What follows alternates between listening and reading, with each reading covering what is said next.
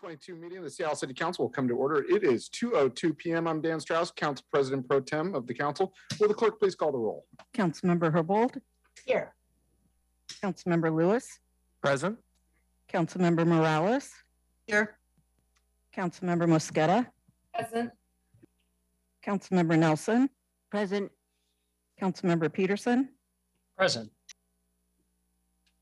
Council President Pro Tem Strauss. Present.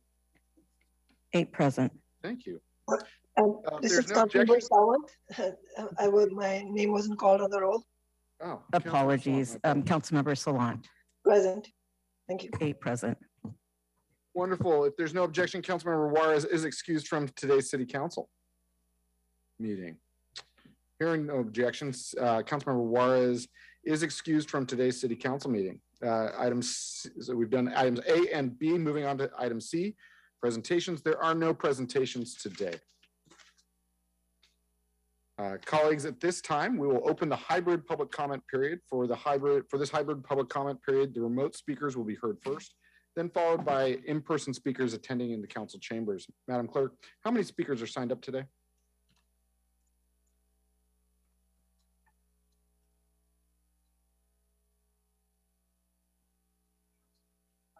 Approximately 25. With that, we are going to do 1 minute per speaker to be able to move through this. So today, each speaker will have 1 minute to speak. Madam Clerk, I now hand this over to you to present the public comment instructions. Hello, Seattle. We are the Emerald City, the city of flowers and the city of goodwill, built on indigenous land, the traditional territory of the Coast Salish peoples. The Seattle City Council welcomes remote public comment and is eager to hear from residents of our city. If you would like to be a speaker and provide a verbal public comment, you may register 2 hours prior to the meeting via the Seattle City Council website. Here's some information about the public comment proceedings. Speakers are called upon in the order in which they registered on the council's website. Each speaker must call in from the phone number provided when they registered online and use the meeting ID and passcode that was emailed upon confirmation. If you did not receive an email confirmation, please check your spam or junk mail folders. A reminder, the speaker meeting ID is different from the general listen line meeting ID provided on the agenda. Once a speaker's name is called, the speaker's microphone will be unmuted and an automatic prompt will say, "The host would like you to unmute your microphone." That is your cue that it's your turn to speak. At that time, you must press *6. You will then hear a prompt of, "You are unmuted." Be sure your phone is unmuted on your end so that you will be heard. As a speaker, you should begin by stating your name and the item that you are addressing. A chime will sound when 10 seconds are left in your allotted time, as a gentle reminder to wrap up your public comments. At the end of the allotted time, your microphone will be muted, and the next speaker registered will be called. Once speakers have completed providing public comment, please disconnect from the public comment line and join us by following the meeting via Seattle Channel broadcast or through the listening line option listed on the agenda. The council reserves the right to eliminate public comment if the system is being abused, or if the process impedes the council's ability to conduct its business on behalf of residents of the city. Any offensive language that is disruptive to these proceedings or that is not focused on an appropriate topic as specified in council rules may lead to the speaker being muted by the presiding officer. Our hope is to provide an opportunity for productive discussions that will assist our orderly consideration of issues before the council. The public comment period is now open, and we will begin with the first speaker on the list. Please remember to press *6 after you hear the prompt of, "You have been unmuted." Thank you, Seattle.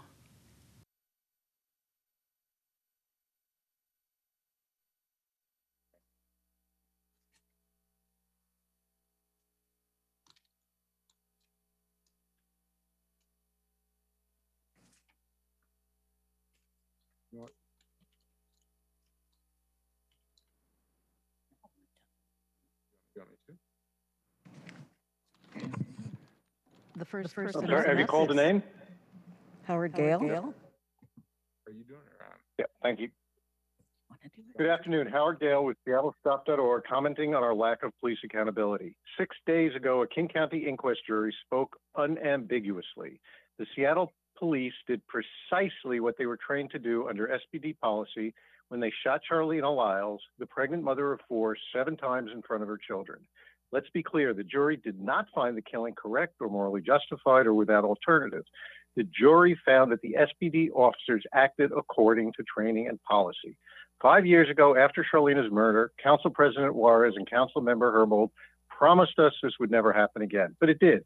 It happened to Albert Fredericks Jr., Danny Rodriguez, Ryan Smith, Terry Caver, Derek Hayden, and the person still unnamed on Beacon Hill in January. Seattle's police accountability system, including the CPC and the council, have revised and approved SPD policies over the last 10 years.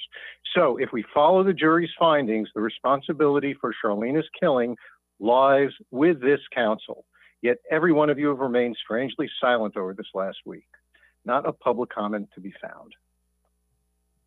Thank you, Howard. Up next is Cody Zalwinski. Apologies, Cody, if I did not say your name correct. Welcome.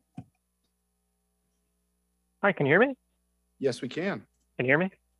All right, Yes. My name is Cody Zaleski from District 4. I'm commenting today on favor of ranked choice voting alternative to the approval voting on the 2022 ballot. Ranked choice voting has been tested across dozens of cities in the country in addition to the states of Alaska and Maine and the countries of Australia and Ireland. Ranked choice voting is a tested method of maximizing voter preference at a time when many have lost trust and have become cynical of a democracy dominated by first past the post voting. This is an opportunity for Seattle to become a leader in voting reform and encourages a movement on local options bill in the Washington State Legislature. Please put ranked choice voting on the Seattle ballot this fall. Thank you. Thank you. The next speaker is Harry Marr. Harry, welcome. Please take it away. Hi, my name is Harry Marr, speaking out in favor of ranked choice voting also. I'm a data analyst. I live in District 7. I work in the U District. I'm a member of the Transit Riders Union and just wanted to pass on that our membership unanimously voted in support of ranked choice voting in our October 2020 meeting. We like that it gives voters more power to elect who they want in the order that they want. We joined a diverse coalition working across Washington to advance ranked choice voting because we find it gives voters power and results in more just outcomes. So we support adding ranked choice voting to the ballot this November. So thank you.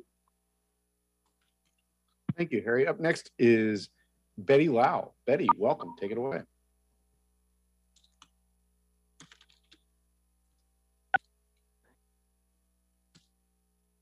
Hi, I'm Betty Lau. Resolution 32055 has arrived in the nick of time, holding Sound Transit accountable for RET outcomes and their own racial equity goals.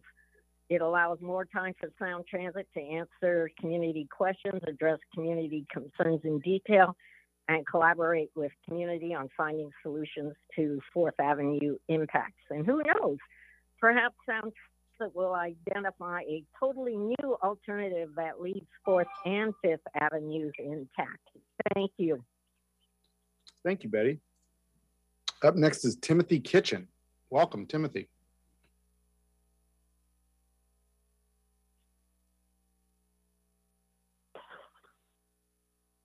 Hey there.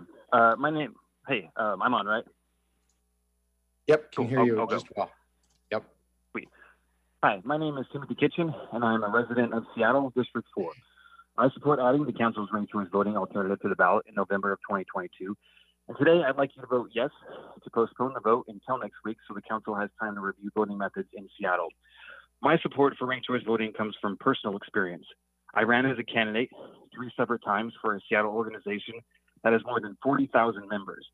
This organization is the University of Washington, Seattle. It's been holding ranked choice voting in its student body elections for at least 15 years. The UW student body elections use ranked choice for 2 big reasons. It encouraged candidates to genuinely listen to all voters, since every single voter, even if you weren't their first choice, could still vote for you without taking any power away from their first choice. This in turn heavily disincentivized negative campaigning. As a candidate, this was a huge burst of fresh air. I'd say to voters, this election allows you to rank your candidates, so someone other than me can be your first choice. I encourage you to vote your conscience. Ranked choice voting empowers you to vote your conscience. Thank you. Thank you, Timothy. Up next, we have Brett Mullen, followed by Megan Hannon, and then Elizabeth Probus. Brett, take it away. Hello, my name is Brett Mullen from North Seattle, and I support adding ranked choice voting option to the November ballot. I would list all the benefits of ranked choice voting, but since time is limited and I trust you are already pretty familiar, I will put it as simply as I can. Ranked choice voting is the truest expression of the voter's preference. We can also look to over 50 cities plus 2 states and several other countries to see that ranked choice voting is effective, efficient, and popular among people from all political persuasions and backgrounds. So thank you for your thoughtful consideration, and in the ranked choice voting spirit of bringing more voices into the conversation, I yield back the rest of my time. Thank you, Brett. Up next is Megan Hannon, followed by Elizabeth Probus, and then Kamau Chegg.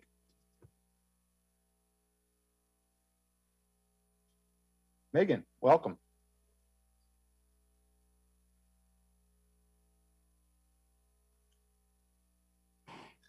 Good afternoon. My name is Meg Hannon, and I am representing the 2,500 members of the Seattle Metropolitan Chamber of Commerce, here today to comment on Resolution 32055 on the recommended preferred alternative for the West Seattle and Ballard Link extensions.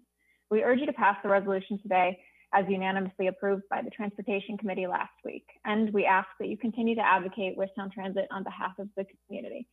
We would also like to thank Transportation Committee Chair Peterson and the rest of Council for listening to the community's preferences, which are reflected in the resolution before you.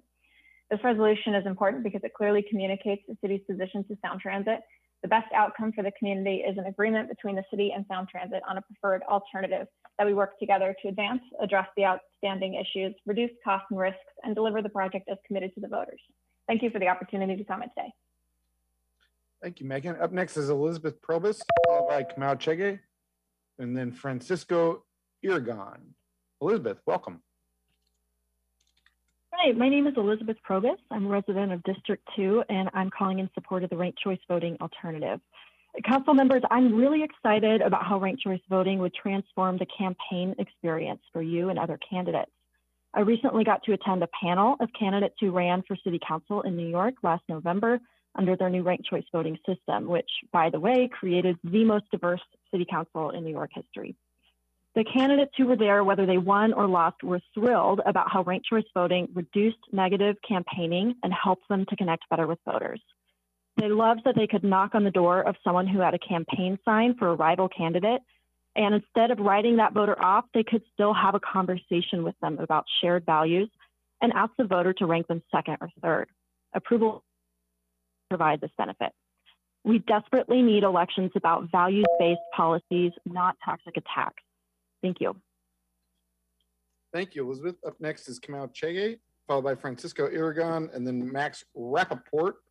Down the list quite a ways is Lisa Smith, who's not public present. Lisa, if you want to join, now is the time. Kamau, welcome. Please take it away.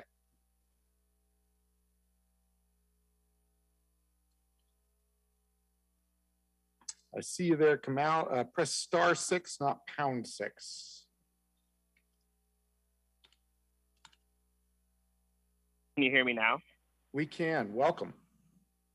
Great. My name is Kamau Chegg. I'm the Executive Director of Washington Community Alliance, a network of organizations of color across the state, including dozens of organizations in Seattle focused on multiracial democracy, which is why I'm very excited to also be speaking in support of adding a ranked choice voting alternative to the November ballot, which has been a top priority of our organizations. And that's because ranked choice voting doesn't just make intuitive sense, as most of us want to communicate our preferences and have more voice and to name our first choice from our backup choices. It's also more widely used by communities of color. Over 87% of people in New York City's last election that used ranked choice voting used the system. When you compare that to approval voting, the one that it's much lower, and it also presents serious legal liability and danger to the city, as we would be the only city under that system to implement it with state voting. Thank you. Up next is Francisco Aragon, followed by Max Rappaport, and then Elise Orlick. Francisco, welcome.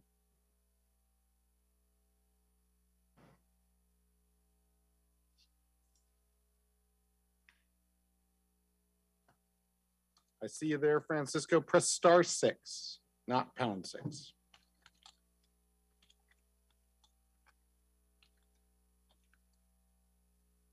Francisco, I see you present. Can you press *6, not #6? We're going to move on and we'll come back to Francisco. Max Rappaport, followed by Elise Orlick, and then Margot Spindola. Max, welcome. Please take it away. And you can press *6, Max. There you are. Hi, my name is Max Rappaport, and I'm a resident of District 3. I'm speaking today in support of adding ranked choice voting as an alternative on the November ballot. Ranked choice voting is currently used in over 50 cities, counties, and states across the country, where it's shown to result in greater diversity of candidates and political viewpoints. Approval voting, on the other hand, is largely untested, disenfranchises voters who choose to approve fewer candidates than other voters, and has a strong bias towards incumbents and candidates with the financial backing to simply boost their name recognition. With such a huge change to our electoral system, why would we choose to provide voters with fewer viable choices? Please add ranked choice voting as an option this November. Thank you. Thank you, Max. Up next is Elise Orlick, followed by Margot Spindola, and then Jordan Crawley. Elise, welcome. Take it away.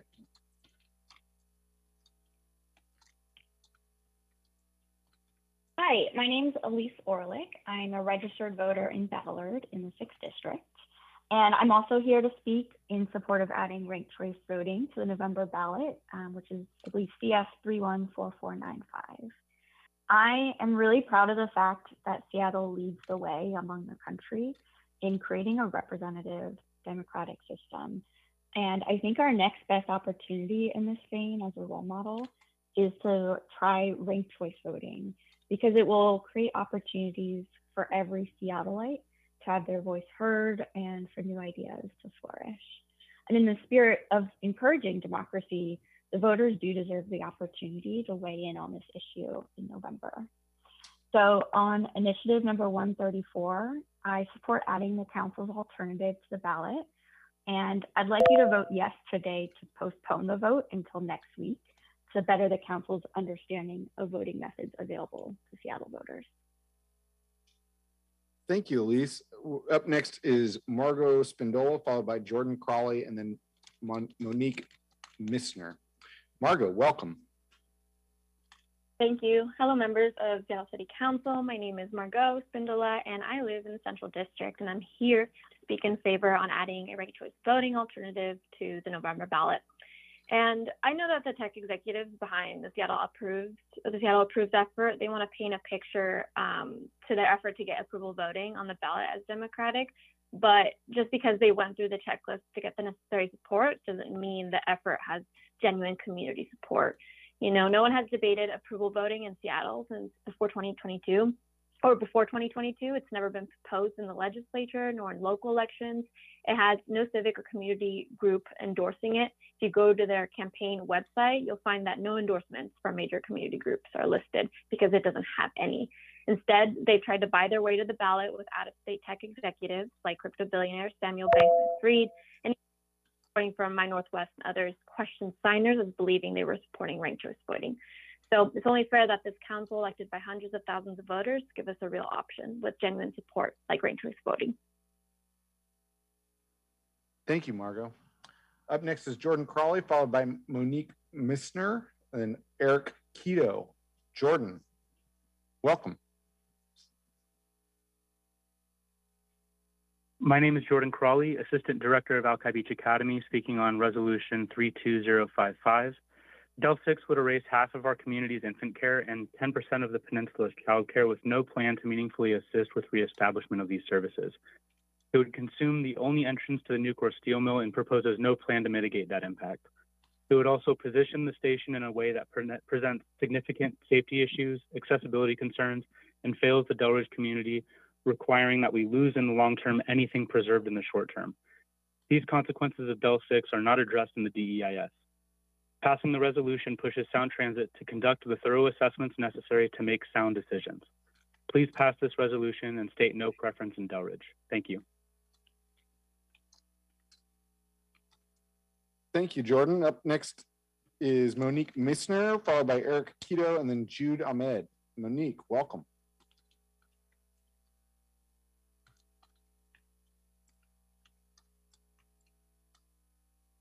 I see you there, Monique. Is your phone muted? You're off mute on Zoom. Yes. There you are. Welcome. Thank you. Yes, my name is Monique Meissner, and I live in District 2. And I support adding ranked choice voting because I believe that it's the best way to make elections truly representative and actually make our votes matter. When I'm voting, I want to be able to say which candidates I genuinely want to vote for without throwing away my vote. And I think that ranked choice voting is the only method that really makes this possible. Also, RCV is a critical reform right now for my district because it will help ensure that people of color are still represented. As gentrification pushes people of color out of this district, as well as the neighboring central district, the POC voting blocks are removed. And so to make sure that those who are still here are represented, we need ranked choice voting.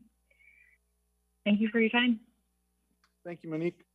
Up next is Eric Keto, followed by Jude Ahmed, then Kirk Robbins. We would be then at Lisa Smith. Lisa, you are not present at this time. Please do call into the phone number provided to you on your email response, not the listen line.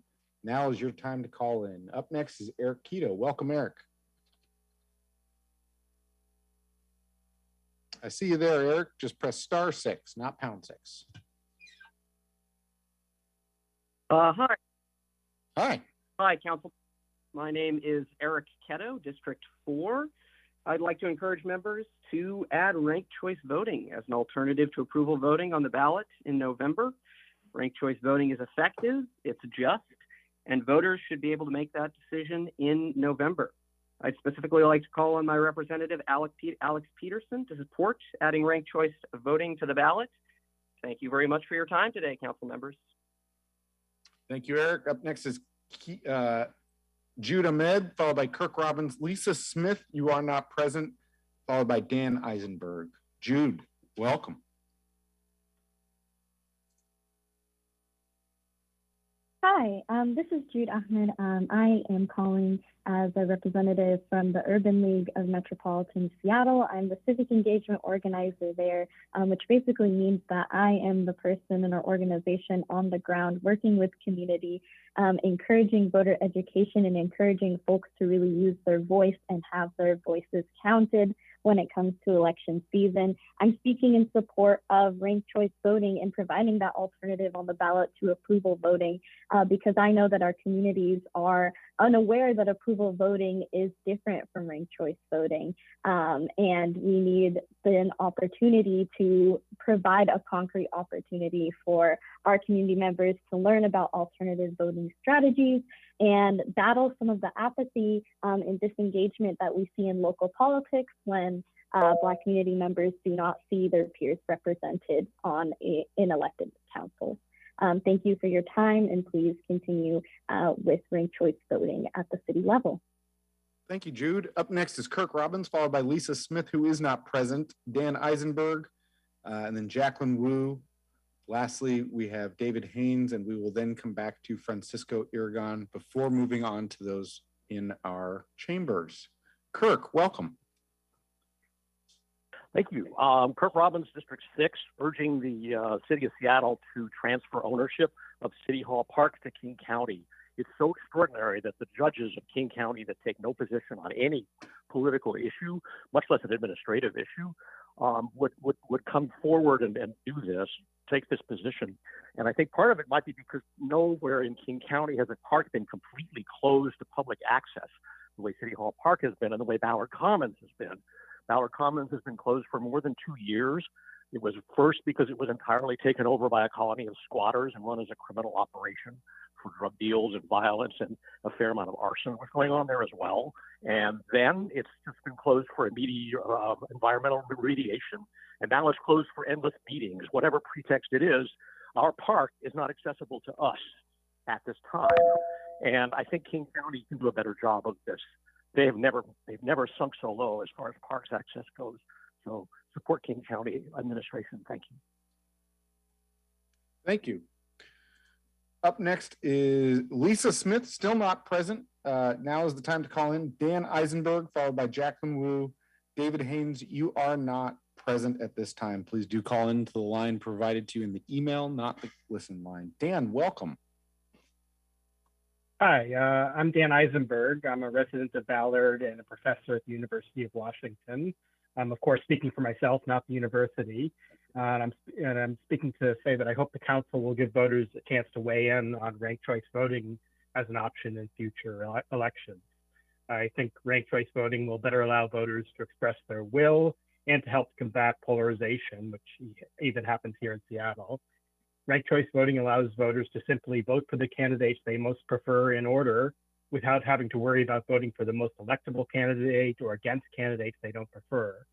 Ranked choice voting better allows the will of voters to be expressed than approval voting or the current system and is less apt to be gamed. Thank you for your time and consideration. Thank you, Dan. Next is Jacqueline Wu, and then we'll go back to Francisco Aragon because Lisa Smith and David Haynes are not present. Jacqueline, welcome.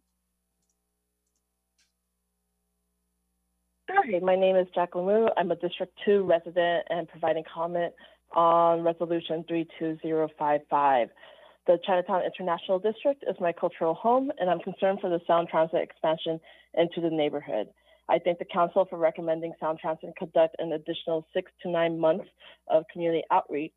However, I am disappointed that this recommended outreach will only focus on the 4th and 5th Avenue shallow options. The two options will displace up to 20 small businesses in a whole apartment complex. I asked the council to amend the resolution to recommend that Sound Transit go back to the drawing board and find other station alternatives to the existing options that prioritize historic preservation and keeping small businesses and residents in the neighborhood. I also ask that the council members attend the next Sound Transit Expansion Committee meeting on Thursday to oppose the 4th and 5th Avenue shallow options. Thank you. Thank you. Francisco Aragon, will come back to you. Francisco, I see you in the meeting. If you press *6, you will unmute and be able to provide public comment. Now is your time, Francisco. Seeing Francisco not coming off mute, we will come back to him at the very end for one last attempt. Francisco, this is your time coming soon. Up next, we have Robert Porlick, Alex Zimmerman, John Burbank, Michael Taylor Judd, and Joe Riley. Robert Poor, welcome. Hello, my name is Robert Poor, and I'm here to encourage you to support ranked choice voting in Seattle elections. For many years, I've been really frustrated with the political system's failures and the divisiveness we see. But I did not get seriously involved in finding a solution until after the 2016 election. In researching what could be done, I realized that the voting systems used around the country, including our top 2 system, are the root cause of my frustrations because they incentivize elected officials and candidates to behave as they do. I concluded that ranked choice voting is the only voting system that provides the right incentives and addresses my concerns. Ranked choice voting is widely used, foundational reform that improves elections and creates governments that truly reflect the communities they serve. I encourage you to let Seattle voters decide if they agree. Thank you. Thank you. Up next is Alex Zimmerman, followed by John Burbank and Michael Taylor Judd. Alex, welcome. Thank you, sir. Зі Хайл, my dirty, damn Nazi fascist mob bandit and psychopath. My name is Alex Zimmerman. I want to speak about agenda number 4, about recommendation to Sound Transit Board. How you can recommend to Sound Transit Board when they are, I call them a Nazi Gestapo psychopath, a president, a color man, cut me after I speak only for 5 seconds. But this normal for Seattle. Yeah, different opinion, 5 seconds more than enough. You're nothing different. You're same human garbage, a same Nazi, Gestapo, psychopath. You give 1 minute. Whereas you see a business opinion, and I talk about this for many years, 100 times, how you can see different opinion for 1 minute? How is this possible? You same freaking, same, you belong to same Nazi, Gestapo, mafia, psychopaths. This is exactly what's happening. Thank you for your time. Thank you very much. Up next is John Burbank. Welcome, John.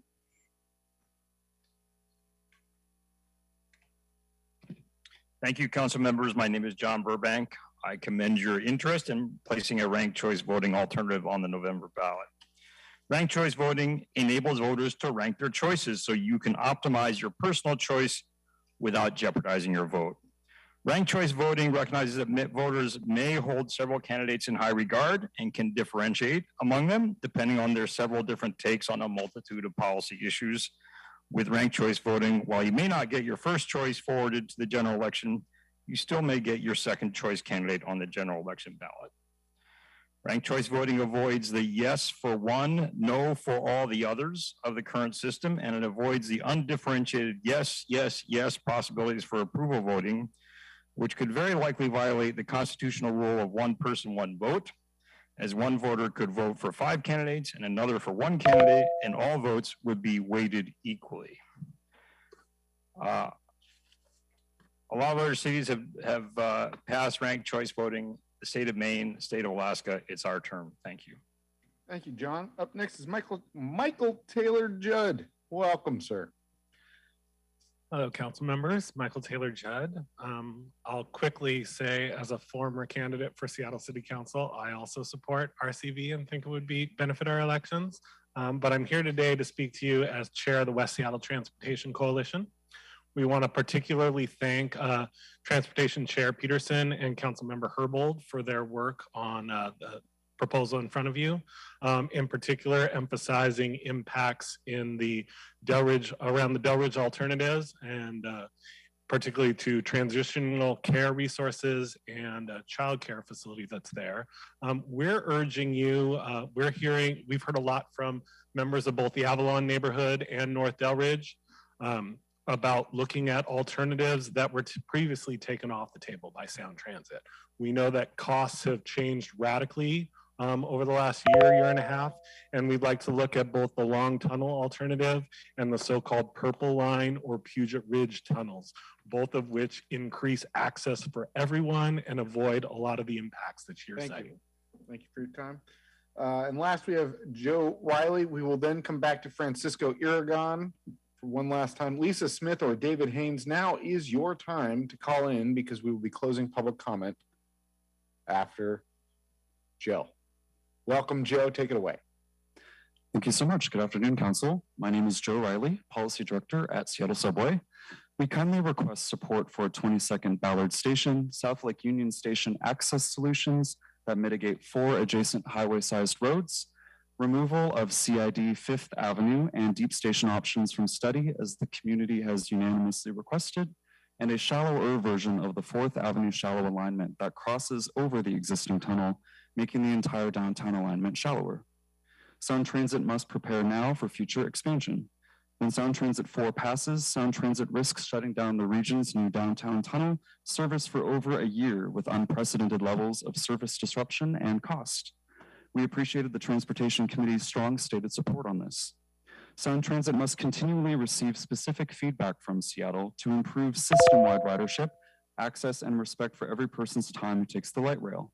A station in Seattle is never a Seattle-only station. It's a regional station for every Puget Sound rider who stands to gain newfound access to more places. We remain a resource for you all, and thank you so much for your time. Thank you, Joe. Fabulous clerks and IT is Francisco Irigon still with us? Francisco, I see you have returned. Now is your opportunity to press *6. There you are, my friend. Take it away. Thank you very much for your patience. My name is Frank Irigon, and I'm with the OCA Asian Pacific American Advocates Greater Seattle chapter. I hope that the Chinatown International District, the last ethnic enclave in downtown Seattle, is given careful consideration when you are prepared to state your preference for the route that Sound Transit 3 will take into or near the CID. our preferred route or any route that will not decimate or cause harm to our neighborhood. No on fifth. Thank you very much. Thank you, sir. Confirming Lisa Smith and David Haynes are not present. Is that correct? That's correct.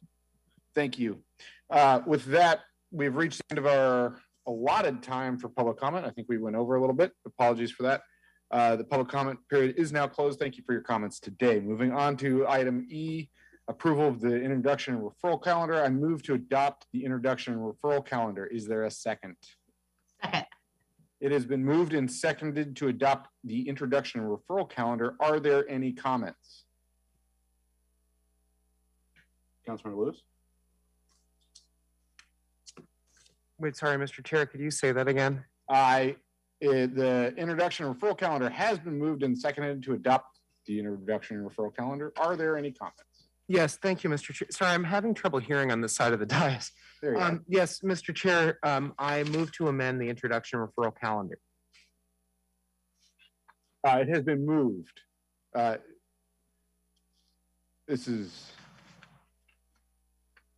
has been moved and seconded at this time. Oh, thank you. I'm sorry. Good. No, so, Mr. Chair, I move to amend, or Mr. President Pro Tem, I move to amend the introduction referral calendar to introduce clerk file 314498 entitled City Council Motion and Declaration of City Council Intent to Reject Initiative number 134 relating to voting in city primary elections and placing initiative number 134 on the November 8th, 2022 ballot in conjunction with the ranked choice voting measure, Council Bill 120369, a proposed alternative measure on the same matter. Thank you. It has been moved and seconded to amend the introduction referral calendar by adding a clerk file as described by Councilmember Lewis and referring it to City Council. Colleagues, at this time, I'm asking in a very polite fashion that please hold further comments related to Initiative 134 until the special full council meeting this Thursday, July 14th. Cannot be more clear. Please hold your comments, friends, colleagues, until this Thursday. Will the clerk please? Councilmember Herbold, yes, please do not comment on the initiative. Point of order. Sure. I didn't hear a second, but you announced one. Was there a second? I'm sorry. Sorry, I think I said second very faintly. You did. Okay. Thank you so much. Appreciate it. Thank you. I'll just read that part of the script one more time, just for fun. It has been moved and seconded to amend the introduction referral calendar by adding clerk file as described by Councilmember Lewis and referring it to the City Council. Please hold further comments related to Initiative 134 until the full council meeting this Thursday, July 14th. Will the clerk please call the roll on the adoption of the amendment to the introduction referral calendar? Councilmember Herbold? Yes. Councilmember Lewis? Yes. Councilmember Morales? Yes. Councilmember Mosqueda? Aye. Councilmember Nelson? Aye. Councilmember Peterson? Yes. Councilmember Sawant? Yes. Council President Pro Tem Strauss? Yes. 8 in favor, none opposed. Thank you. The motion carries and clerk file 314498 is added to the introduction referral calendar and referred to City Council. Are there any further comments on the amended introduction and referral calendar? Hold your comments of substance for Thursday. Seeing none, if there is no objection, the introduction and referral calendar will be adopted as amended. Hearing no objection, the introduction and referral calendar is adopted as amended.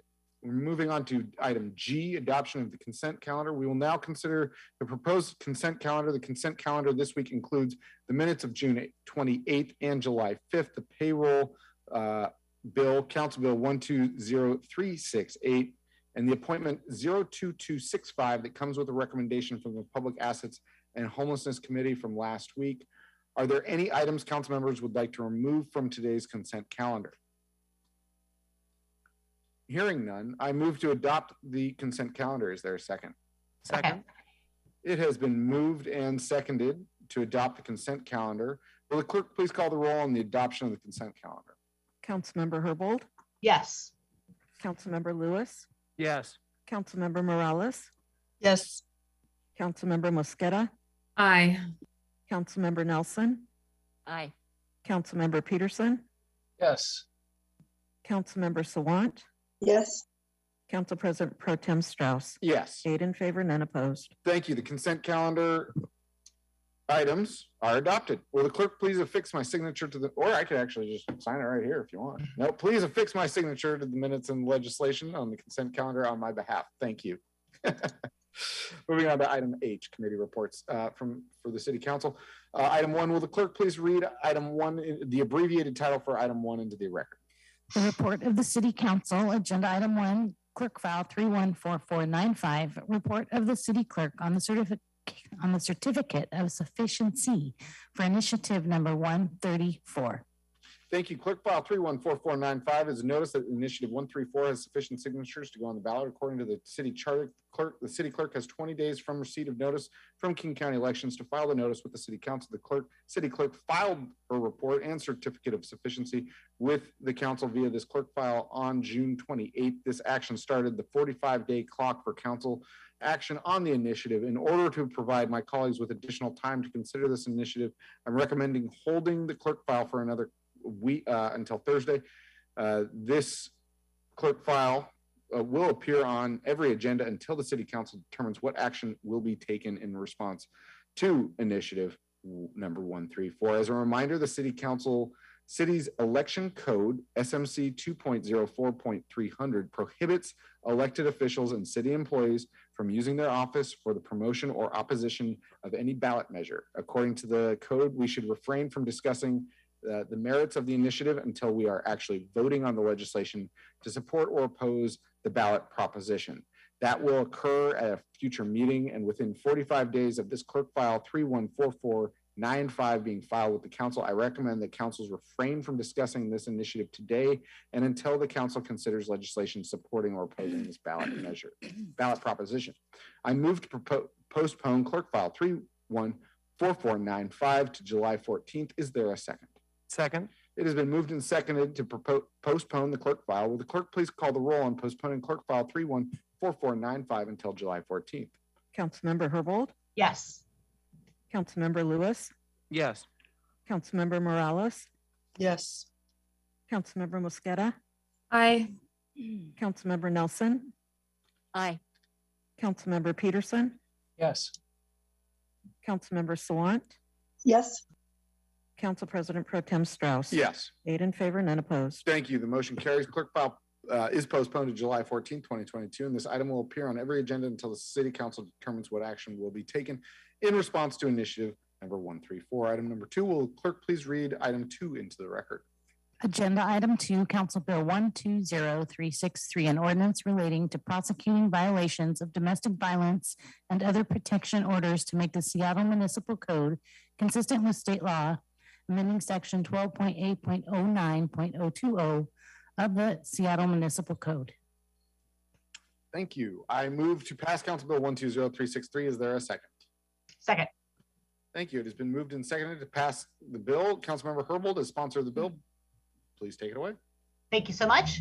As noted in the central staff update from Asha Venkataraman yesterday, this legislation is time sensitive. If the change is not made, the city attorney's office cannot prosecute misdemeanor violations of domestic violence and other orders. While these misdemeanors could, in theory, be referred to the King County prosecutor because of their enormous backlog of cases and the emphasis of the King County prosecutor on filing felony cases, the city attorney's office's domestic violence personnel feel that these misdemeanor charges would not be filed if not for the action before us today. So there are 3 key aspects of the bill.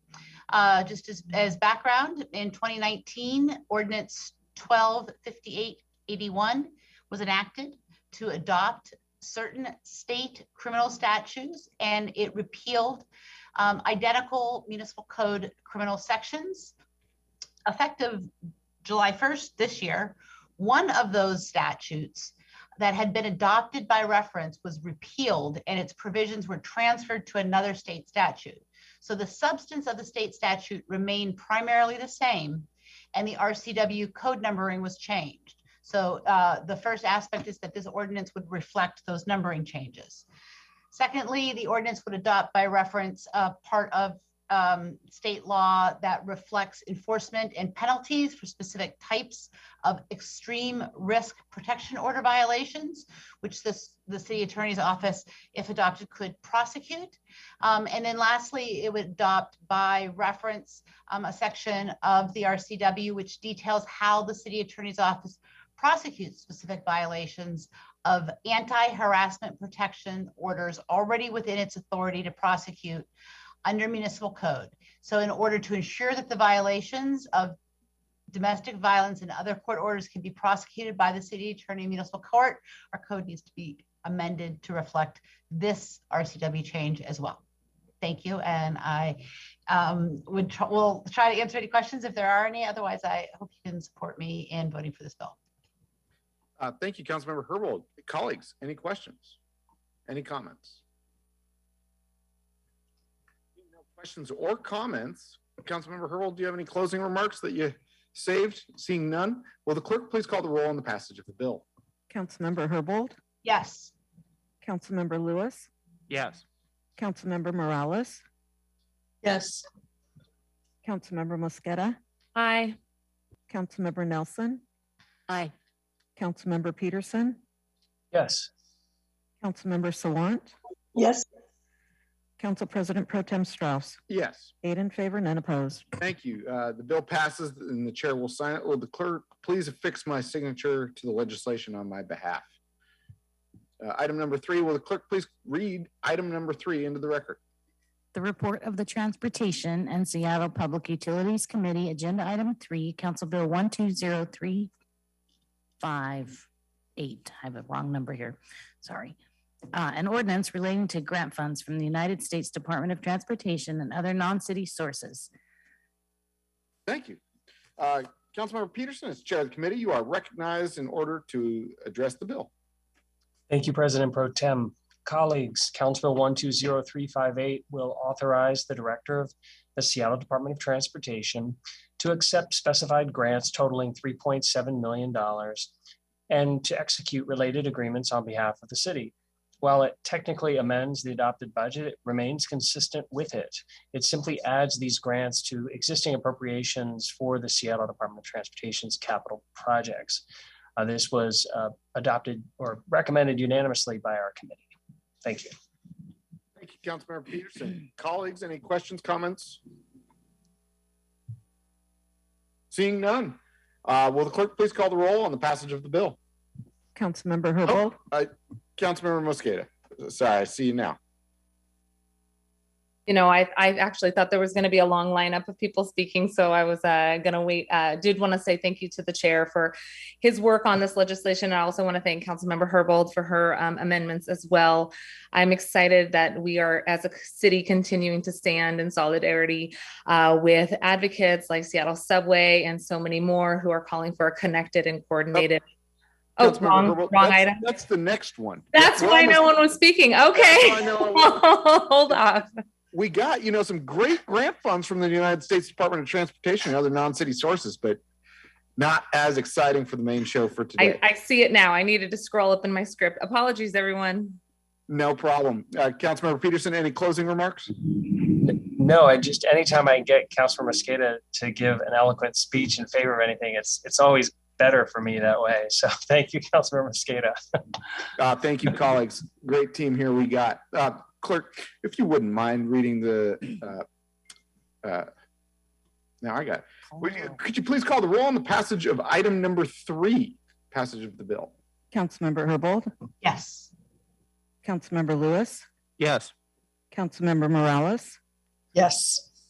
Councilmember Mosqueda. Aye. Councilmember Nelson. Aye. Councilmember Peterson. Aye. Councilmember Sawant. Yes.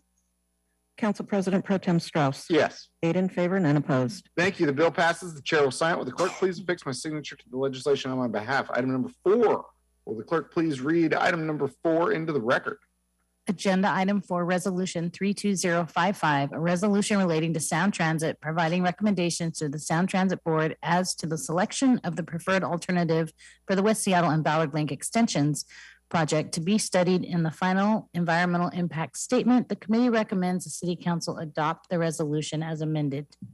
Thank you. Councilmember Peterson, as chair of the committee, you are recognized in order to address the resolution.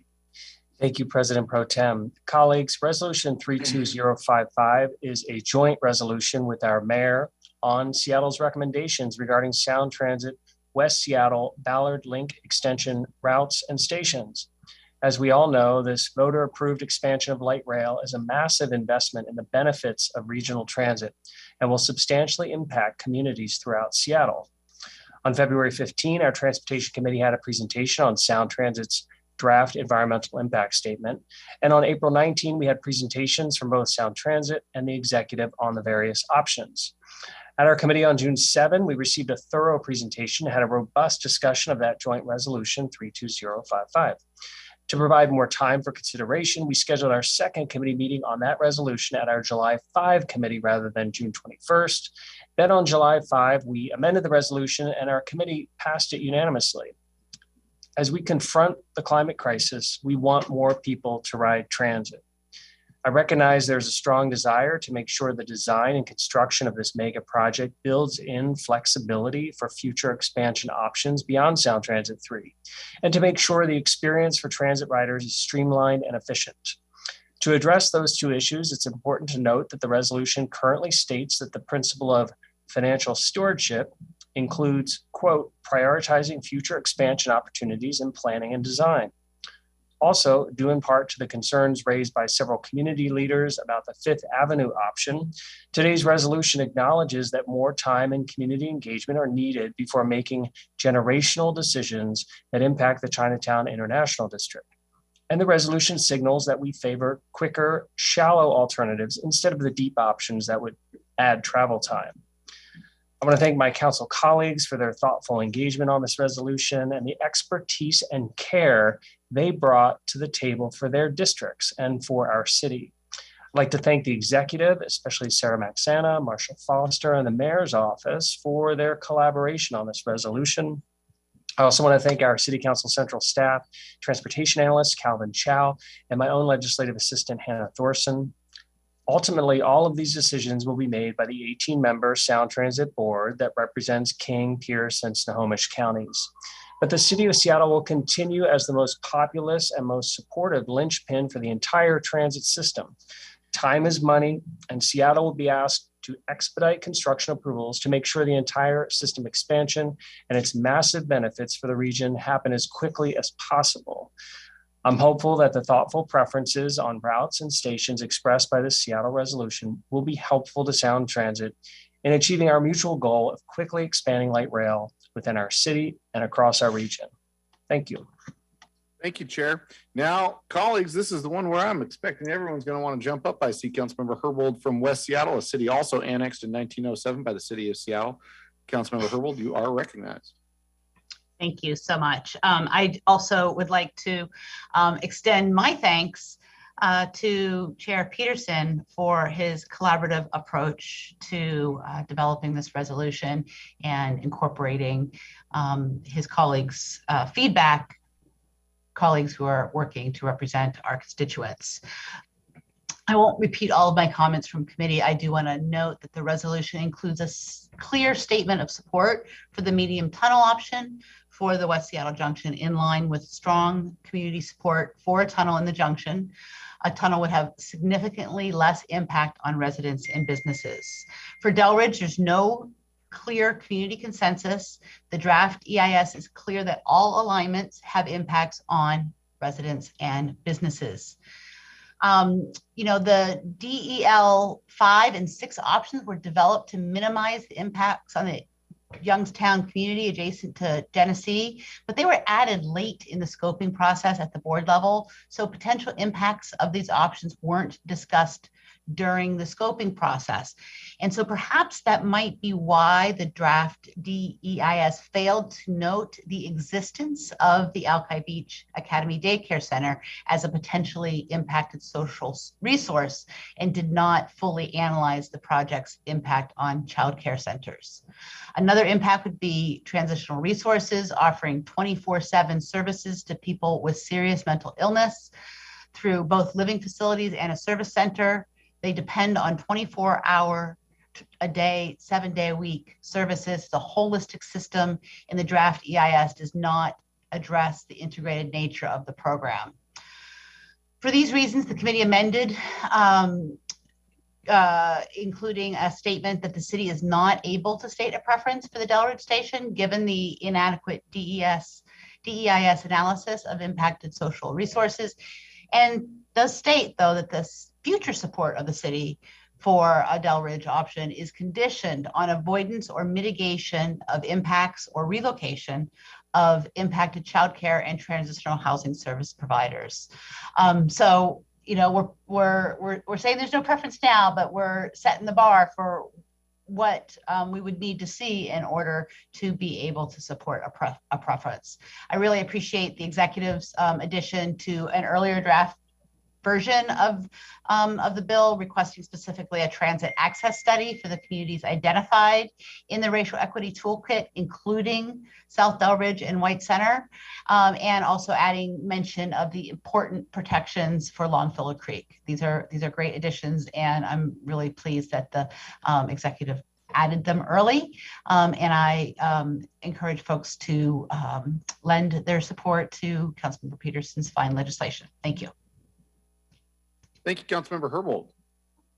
Other colleagues? Councilmember Lewis and then Councilmember Mosqueda. Thank you, Mr. President Pro Tem. Really looking forward to voting on this resolution today and appreciate the process and the ability to participate in the deliberations on the resolution, even though I'm not a member of the relevant committee. The implications of Sound Transit 3 are amazing, and at the same time offer a lot of challenges to District 7 in particular, and this resolution addresses those challenges that have been expressed by important stakeholders representing cultural, economic, and sporting interests in the area. We have crafted recommendations in this resolution that address preserving the viability of our strong and robust maritime economy in the Salmon Bay area and throughout Interbay, preserving the cultural institutions and important public infrastructure in the Uptown neighborhood, particularly around the Seattle Center campus. And I look forward to continuing to have these discussions with Sound Transit on aligning their final planning priorities with the values that are expressed and the priorities that are expressed in this resolution, and appreciate the opportunity to have gotten a lot of that feedback manifested in the four corners of this. And I know it's been appreciated by a lot of the constituencies in District 7. So looking forward to voting yes on this. Thank you, Councilmember Lewis. Councilmember Mosqueda. Thank you very much. And now's the chance to thank the sponsor and my good friend from District 1 out here for all the work that they did. So let me repeat some of the things I was starting to say. I really want to thank the chair, Councilmember Peterson. Thanks for all your work in spearheading this resolution to reflect the many needs and priorities of the city and our communities.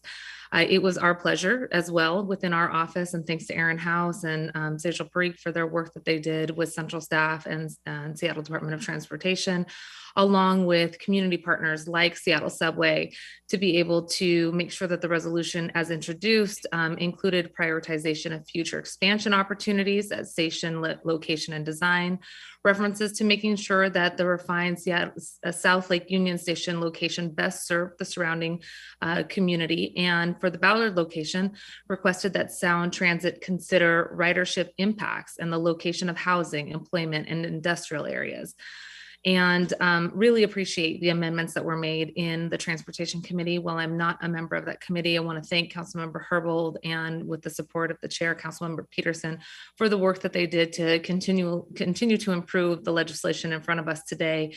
And as Councilmember Herbold noted, recognizing that the draft EIS put together by Sound Transit didn't have the full analysis necessary to look at healthcare providers, childcare providers, and the impact to the surrounding community, and to make sure that as we create our next integrated mass transportation system, that we're thinking about how do we preserve and help promote the preservation of existing businesses, including childcare and health services, by either maintaining their location or ensuring that they are able to relocate to an area nearby without losing the ability to serve the community, because those are the exact types of services that we want around new sound transit stations, to make sure that the development that we're creating is truly transit oriented. We want to make sure that there's amenities like childcare and health services around housing and other high opportunity options in all neighborhoods that Sound Transit serves. So I'm really excited about the amendments that were made in committee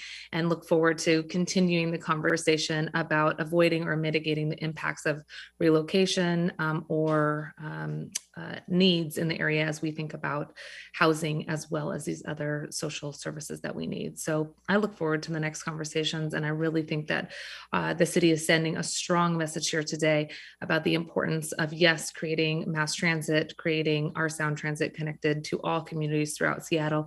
And as we do so, looking at the important things that we need in order to be a thriving, healthy community. And that includes health services, childcare, housing, and so many other necessities located next to our new sound transit station. So thanks for all the work that you did to really promote what transit-oriented development should look like in the legislation in front of us, and to take into account really unique needs across our city, including for our youngest kiddos and future generations. Well said, Councilmember Mosqueda. Colleagues, any other comments? Councilmember Nelson, please, welcome. Well, first I want to thank Councilmember Peterson for his leadership and transparency throughout this process. Thank you very much.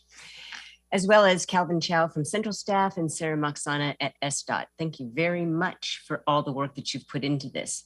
So I approach this from the perspective of a citywide council member who must consider the needs of all of Seattle.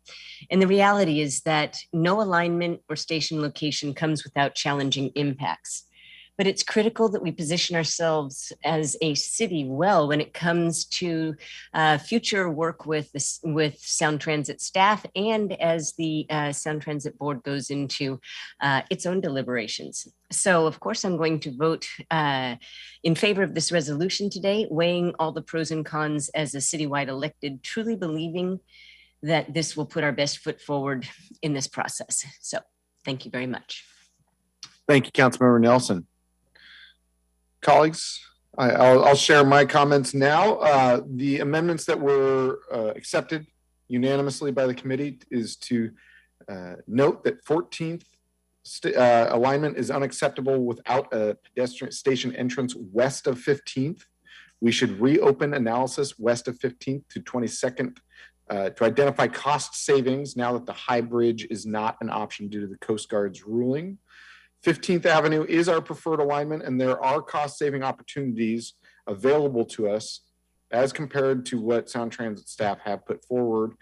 If we shift to look at using right-of-way rather than private property, or shifting the station a block north or south to use private property there. We need to, what I say every time I speak to this is that we need to connect our light rail spine to Tacoma and Everett as fast as possible. And I'm committed to seeing that through.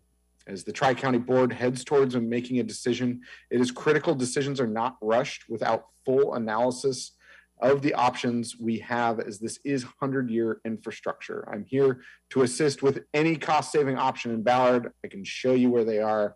I live, breathe that community.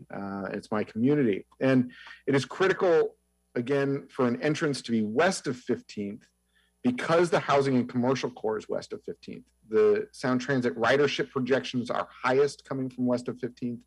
And the reason that we need that station entrance is because 15th Avenue Northwest is the third most used north-south corridor in the city, only behind SR 99 and I-5. Asking pedestrians to cross 15th Avenue at grade will impact ridership and is not aligned with our city's Vision Zero commitment. We also heard during committee, both Montlake and Broadway received station entrances and pedestrian infrastructure to also avoid similar issues. Lastly, I'll note that the 14th Avenue station option abuts the industrial district, as in when you exit the station, you are in the industrial district, and the land to the northeast is not zoned for maximum density with neighborhood residential in close proximity. The densest zoning and housing core in Ballard is between 24th and 15th Avenue Northwest, north all the way to 65th. This is why 15th Avenue Northwest is the preferred alignment, and we need grade separation, grade separated connection if 14th Avenue is going to be considered. Again, as always, I'm committed to seeing this project through to Tacoma and to Everett. And we have to understand that we have to do our part here in the city, and Sound Transit. Absolutely. We're not looking for bells and whistles. We're just looking for the things that serve our communities. Chair, any closing comments? No, thank you. Thank you. If not, will the clerk please call the roll on the adoption of the resolution? Councilmember Herbold, Yes. Councilmember Lewis, Yes. Councilmember Morales, Yes. Councilmember Mosqueda, Aye. Councilmember Nelson, Aye. Councilmember Peterson, Yes. Councilmember Sawant, Yes. Council President Pro Tem Strauss. Yes. 8 in favor, none opposed. Thank you. The resolution is adopted. The chair will sign it. Will the clerk please affix my signature to the resolution on my behalf? Item I, items removed from the consent calendar. No items were removed from the consent calendar. Item J, adoption of other resolutions. There are no other resolutions for introduction and adoption today. Item K, other business. Is there any other business to come before the council? Mr. Chair. Councilmember Mosqueda. Thank you, Mr. Chair. I believe I'm already excused on August 2nd for local progress, but I do want to ask to be excused the week prior on July 26th, Mr. Chair, from full council. Great. If there is no objection, Councilmember Mosqueda is excused from the July 26th City Council meeting. Hearing no objection, Councilmember Mosqueda is excused from the July 26th City Council meeting. Any other business?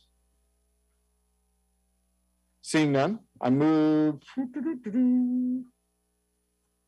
Going back up. Colleagues, this does conclude the items of business on today's agenda. Our next regularly scheduled City Council meeting is on Tuesday, July 19th at 2 p.m. We do have a special City Council meeting on July 14th at 2 p.m. I hope you all have a wonderful afternoon. We are adjourned.